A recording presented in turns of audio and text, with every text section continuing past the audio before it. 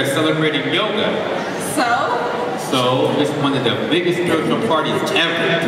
There's music, dance, food, and of course the best company of all. That sounds like fun. What's in it for you? For me, nothing is for me. This is only happening because we want to make sure that every person takes at least one drop of spirituality. Actually, we'll be doing some yoga later. Yoga? What exactly is that? I've heard and seen so many different things called yoga.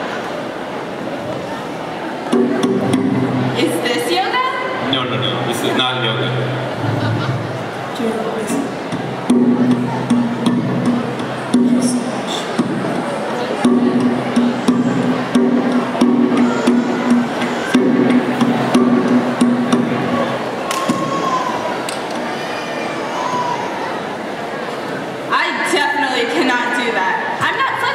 And my knees can't handle that. Trust me, these are only just practices.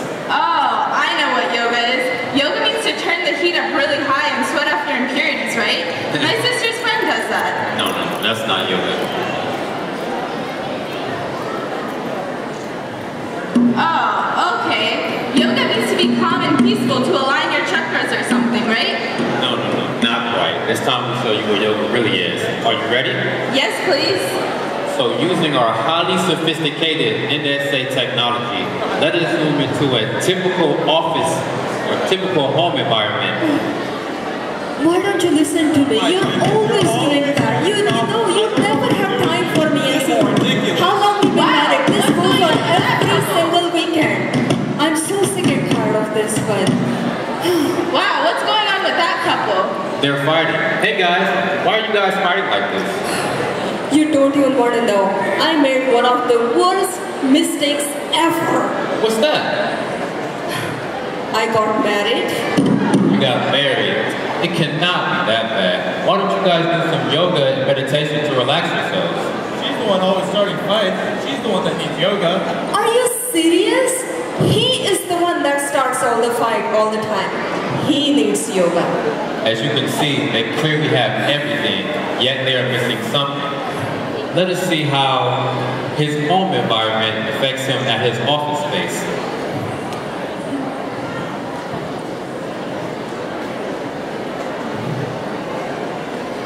We're going to see something very interesting here.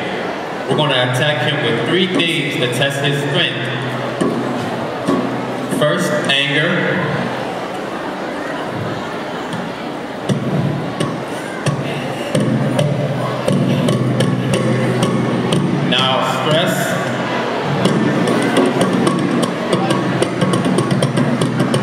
Last, chronic ailment.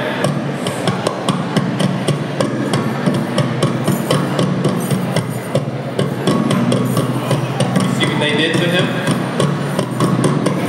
Now here's another person who's doing the exact same job, only much more calmer. Let's attack her with the same 3 things and let's see how she responds. First, anger. Next, stress. And lastly, chronic ailment. Whoa, hey, can you tell us your secret? Well, it's really nothing. I've just been doing some yoga lately. Do you want to see yoga practices? Sure.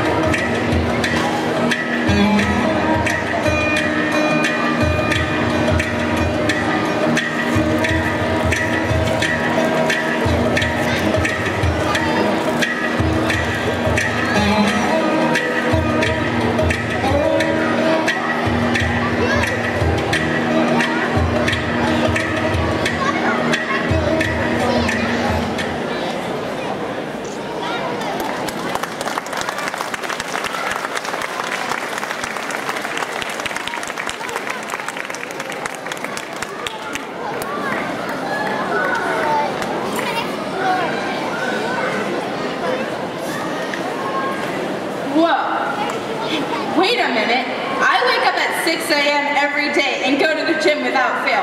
I'm absolutely fit and healthy. Why should I need yoga? Sure, you're physically fit, but... But? What do you mean, but? I mean, you're in good health, but... Hey, whoa, you almost hit me. All I said was but. This is why you need yoga. I mean, I got angry and freaked out by the word but, so that means I could use yoga? Yes, yoga is... Yes, yoga is definitely needed for you. And it can fit into your schedule. Just a few minutes here and there can help. Wait, is meditation that simple? Yes, yoga and be very easy. Is yoga religious? Is yoga religious? No. But to test whether or not yoga is religious, we have what's called a robo-yoga.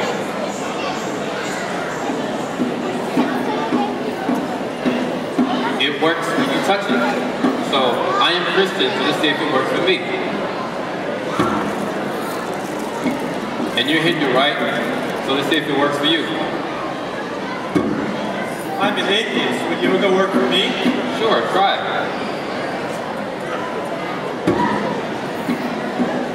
So just like this robot works for all religions, the same thing for yoga. Wow. So can you tell me how it all started?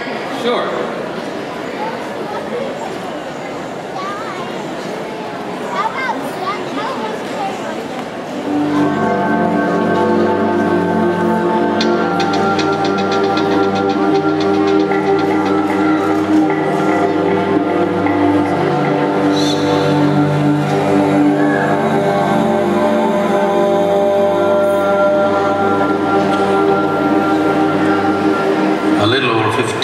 Years ago, in the upper regions of Himalayas, a yogi appeared. Nobody knew where he came from. His antecedents were unknown. But he looked extraordinary, so people gathered. They waited. They thought he's going to perform some miracle. But he did nothing, simply he sat. Unmoving. People left. Only 7 people hung on. These 7 people recognized that this is a fantastic miracle because only someone who has transcended the physical nature can simply sit. Then they begged him, "You seem to be knowing or experiencing something that we cannot imagine. Please teach us." Then he gave them some few simple preparatory methods and said, "You prepare yourself, let me see." They went on preparing themselves. Months went into years, years went into decades. 84 years passed. One day, when the shift of solstice happened, the sun's relationship with the planet changes. When these changes happen, every yogi makes some adjustment within himself because something about your body changes at that time. So when he was making this, he just looked. These 7 people had become shining receptacles, 84 years. He had completely forgotten about them. Here they were, still preparing. Then, because nobody knew his name, he never introduced himself, they called him Adi Yogi. Adi Yogi means the first yogi.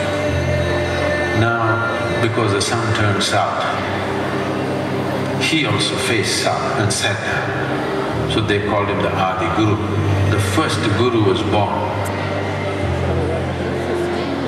This was considered the most significant day because it's in this day humanity was first reminded the simple laws of nature are not permanent restrictions. If you're willing to strive, you can go beyond that. And he not only gave this idea, he gave methods as to how to get there. And when all the 7 people attained, he told them to go away to faraway lands. So one he sent to Central Asia, another he sent to North Africa, another he sent to South America, another he sent to Far East Asia, another stayed back with him. Another came down to what is called as the present Indian Himalayas. Another, he sent him down to South India. He is very important for us. That is Agastya Muni, who is known as the father of southern mysticism. Agastya Muni came down south of Indus. Every human habitation in this part of the world, he made sure spiritual process became a natural way of living. So these seven sages took this different dimensions of yoga, and even today you can see the remnants of what they did thousands of years ago present in every culture across the planet.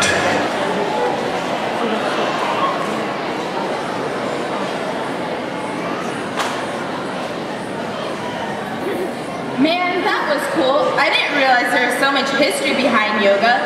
Can you tell me anything else about yoga? Sure we can.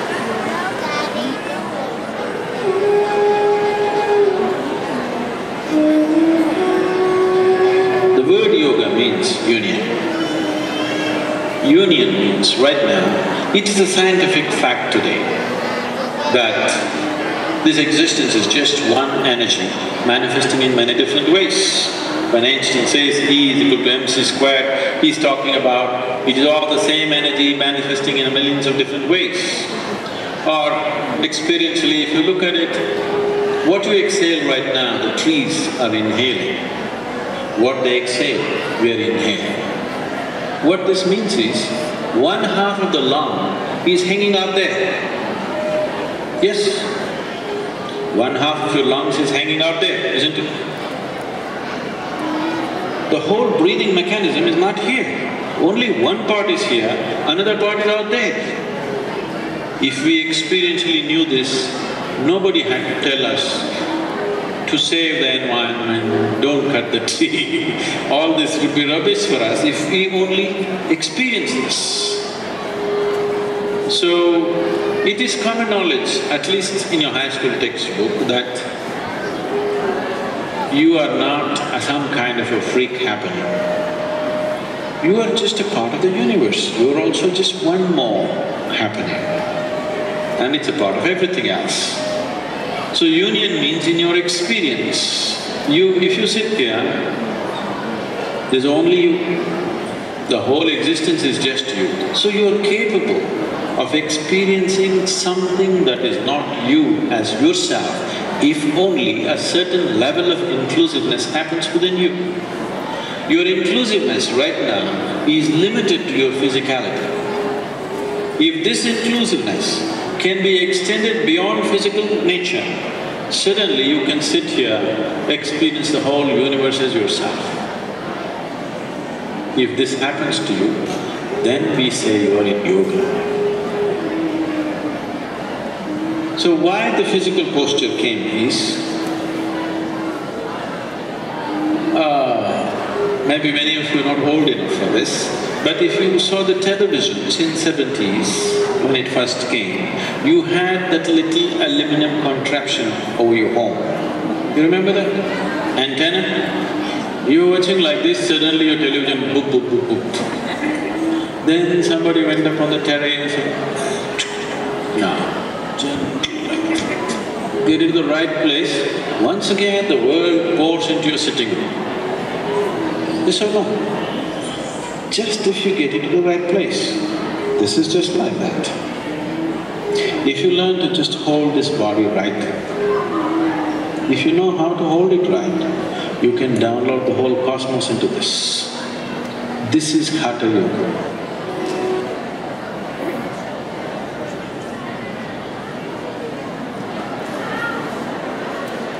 Now I get it. For my busy schedule, can you show me a 3-minute yoga routine? Sure, just for you.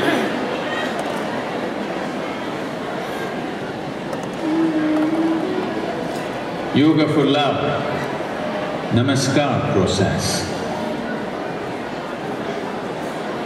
The word yoga means union. Union of all polarities, of masculine and feminine, yin and yang, individual and universal, Shiva, Shakti, right brain and left brain, or whatever else you may want to call it. To achieve this blessed union, the simplest form is the yoga of Namaskar. Putting two hands together in alignment with each other at the level of your heart will bring you to a certain harmony between polarities within. That in turn brings a sense of being united with whoever or whatever the namaskar is aimed at. In placing your hands together, the dualities of your likes and dislikes, your cravings and aversions are leveled out, and there is a certain oneness to the experience of who you are. For a few minutes every day, put your hands together in namaskar. Look upon someone or something that means much to you. Maybe the sun, the moon, the clouds, the empty sky, the trees, the rock, your husband, your wife, your child, your mother, father, or a picture that matters to you. Look at that someone or something with the highest level of emotion that you can generate in an attitude of loving attention. Hold namaskar for 3 to 5 minutes. Your life will be on a transformational mode.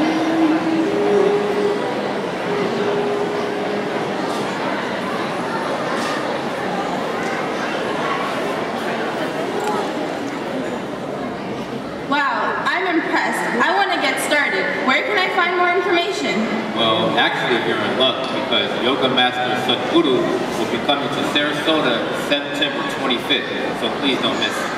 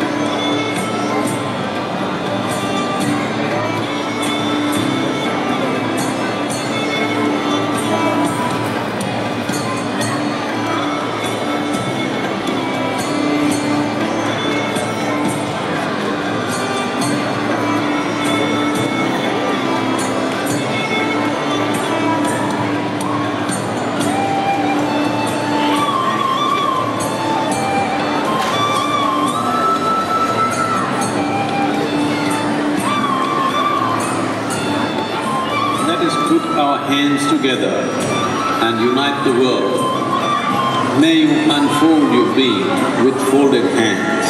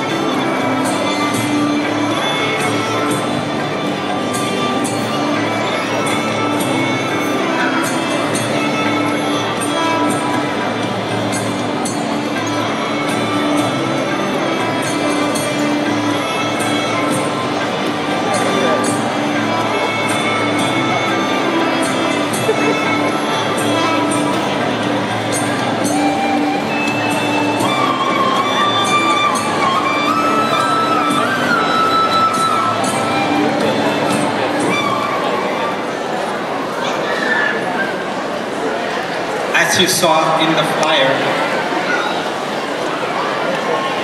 we are happy to announce that Sadhguru is coming to Sarasota. He's coming on September 25th to Van Wezel Auditorium.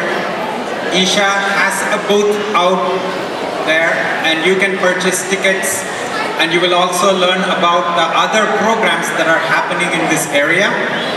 Please take a look at it. Also in the Anna Maria room, which is across this hall, every 30 minutes we are offering free yoga session. So please feel free to go and attend the event and learn more about it. We thank the Gujarati Association and the Indian American Association from the bottom of our heart for giving us this opportunity. Thank you.